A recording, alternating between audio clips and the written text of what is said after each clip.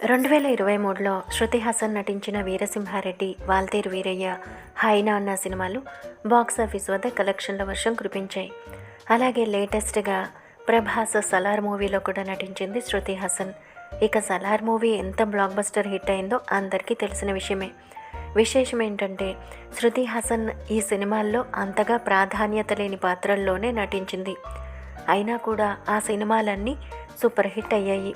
Veera Simha Reddy movie 75 కోట్ల రూపాయల షేర్ని రాబట్టగా, వాల్తేరు వీరయ్య మూవీ 200 కోట్ల రూపాయలకు పైగానే రాబట్టింది. అలాగే శృతి హాసన్ నటించిన హాయ్ నాన్న మూవీ కూడా బాక్సాఫీస్ దగ్గర సూపర్ హిట్గా నిలిచింది. ఇక సలార్ మూవీలో శృతి హాసన్ ఎంతో అద్భుతంగా నటించింది. దాంతో ప్రస్తుతం టాలీవుడ్లో ఉన్న గోల్డెన్ లెగ్ హీరోయిన్ల జాబితాలోకి శృతి హాసన్ కూడా చేరిపోయింది.